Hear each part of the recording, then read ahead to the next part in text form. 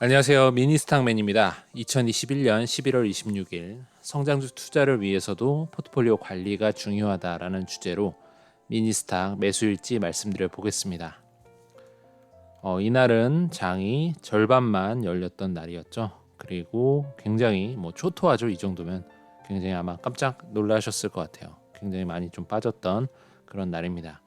지수 최고점 대비해서 다우가 마이너스 4.2%, 나스닥이 마이너스 3.5%, S&P 500이 마이너스 2.3% 내려온 상황입니다. 뉴욕 마감 기사 살펴보겠습니다. 오미크론 변이 공포의 3대 지수 2%대 하락. WHO가 신종 변이 바이러스 오미크론이라고 이름을 지정했고요. 우려 바이러스로 15일 만에 지정을 했다고 합니다. 굉장히 좀 걱정이 되는 상황이라고 볼 수 있는데 새롭게 좀 발견이 된 것이죠. 근데 이 글을 쓰고 있는 이 영상을 찍고 있는 이 시점에는 오미크론의 실제 감염 후 징후가 그리 걱정할 만한 수준은 아니다라고 얘기가 나오고 있어요. 그래서 다시 말해 사망자까지는 나오지 않는 그런 감염병이다라고 이야기가 흘러나오면서 놀랬던 증시가 다시 반등을 하고 있습니다. 결국 이렇게 된다면 역사적으로 좋았던 12월의 장이 다시 연출될 가능성이 높아지죠. 그래서 앞서 하루 딱 매수 타이밍을 오미크론이 줬다라고 볼 수도 있을 것 같습니다. 내려갔을 때 용감하게 매수하셨던 분들은 좋으셨을 것 같고요. 근데 좀 길게 보긴 해야겠죠. 오미크론이 또 갑자기 또 위험하다라고 얘기가 또 나오면 또 내려갈 테니까요. 증시는 언제든지 반응할 수 있습니다. 어쨌든 오늘도 룰대로 매수하였습니다. 총 평가액 3,800만 원 좀 넘어가고 있습니다. 20%대 수익률 달성되고 있습니다. 금일 주문 내역은 디즈니 5만 원, 애플 3만 원, 알파벳 3만 원, 메타 3만 원, 엔비디아 9만 원, 스퀘어 2만 원, 유니티 11만 원, AT&T 2만 원, 코카콜라 2만 원 총 40만 원 매수했습니다.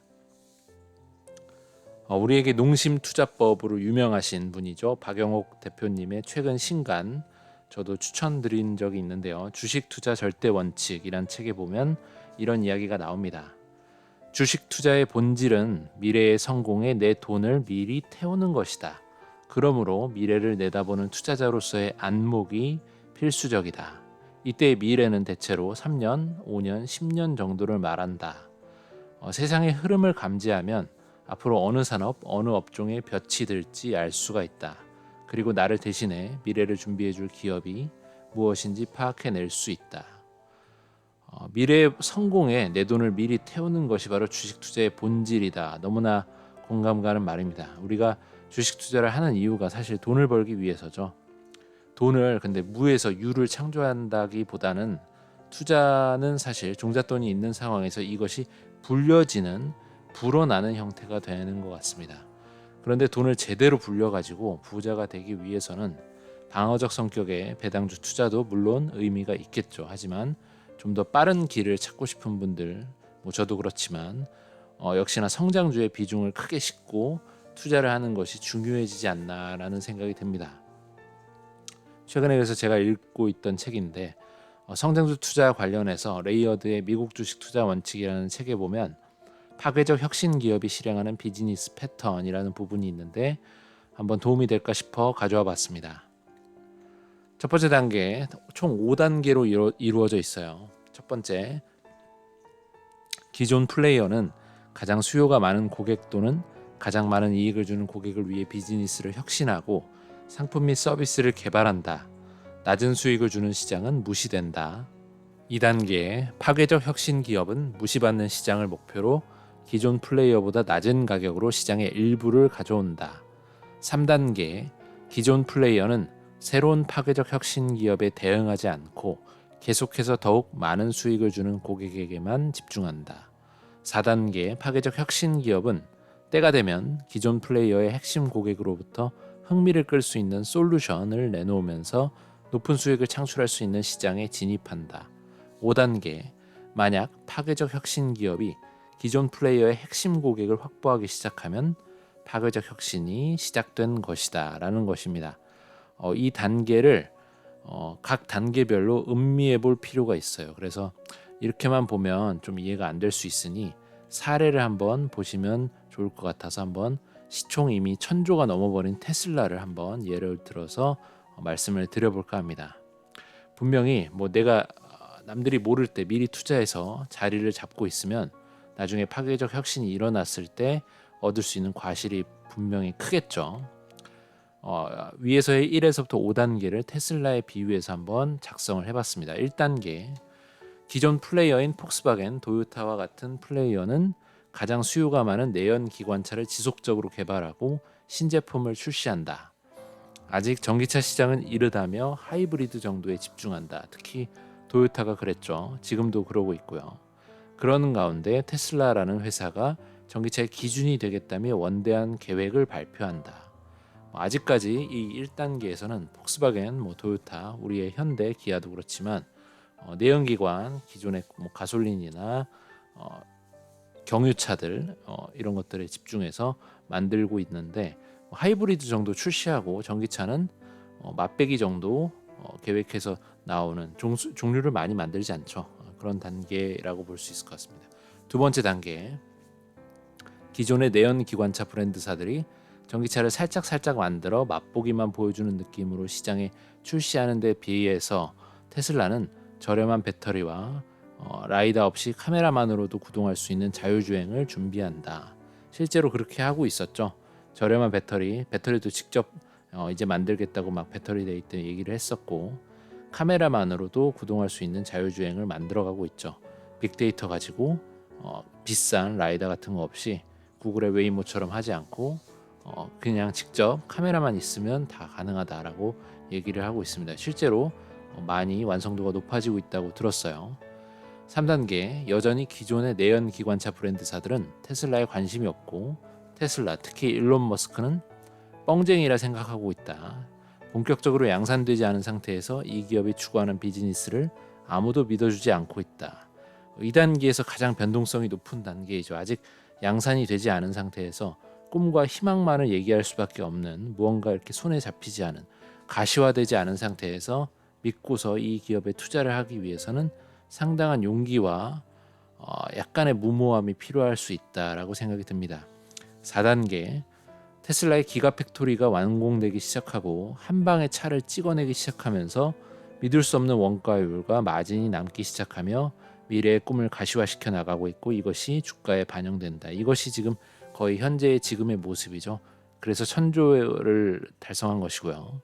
5단계, 약 5%밖에 현재 차지하지 않는, 침투율이 5%밖에 되지 않는 전기차 시장에서 압도적인 주류로 평가받으면서 특히나 자율주행 부분에서 파괴적 혁신을 통해 카메라 3개만 갖고도 높은 수준의 성능을 보여줌으로써 다른 내연기관 메이저 브랜드사에서도 자율주행 소프트웨어로 테슬라의 FSD를 탑재하길 원하는 상황이 펼쳐진다. 사실 테슬라가 전기차 플랫폼으로 어떤 그 자동차의 하드웨어적인 것을 이제 넘어서 사실 소프트웨어가 더 중심이 되고 있어서 이렇게 지금의 시가총액, 지금의 가치를 인정받게 되는 것이죠.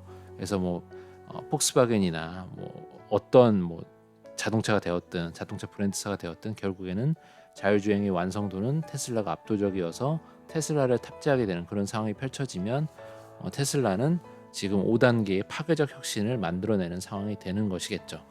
현재는 말씀드린 대로 4단계 정도 와 있지 않나 싶고, 그렇기 때문에 큰 돈을 벌려고 마음을 먹었었다면 사실 이 꿈과 희망만 있었던 3단계, 2단계 혹은 1단계, 아직 테슬라가 뭔지도 모를 때, 그럴 때에 투자를 했었어야 되는 그런 상황이 될 것 같습니다. 물론 지금도 당연히 앞으로의 미래도 밝겠지만 정말 큰 돈은 미리 이미 테슬라를 들고 계신 분들이 벌고 있다라는 생각이 좀 드는 것이죠.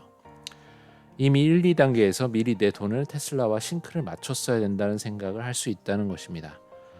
하지만 이런 상황에서 1과 2단계에서는 꿈만 가득한데 어느 정도 비중 있게 좀 투자하기란 쉽지가 않아요. 그렇죠? 그렇기 때문에 여기서 포트폴리오가 중요해진다라는 생각을 다시 한번 하게 돼요. 포트폴리오를 잘 구성해서 수익을 낸 상태로 만들어둔 다음에 이러한 바구니의 구조 안에서 성장주 투자를 하기 위해서 점차 비중을 의미 있게 늘려나가는 겁니다. 큰 변동성의 성장 주식을 견딜 수 있는 울타리가 내 포트폴리오가 되어주는 거죠. 뭐 예를 들어 제 미니스탁 포트폴리오를 예로 들면 현재 지금 3,800만 원 정도의 투자 금액에 20% 수준의 수익률이 받쳐주고 있습니다.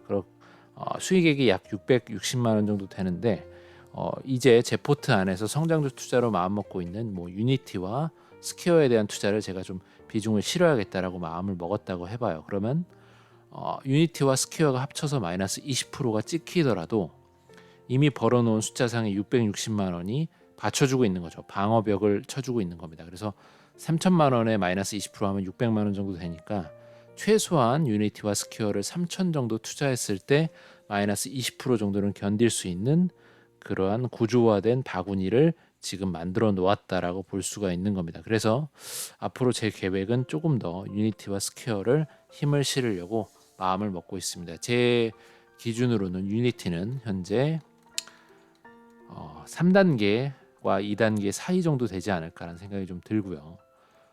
스퀘어 같은 경우는 3단계 정도 되지 않을까라는 생각이 좀 듭니다.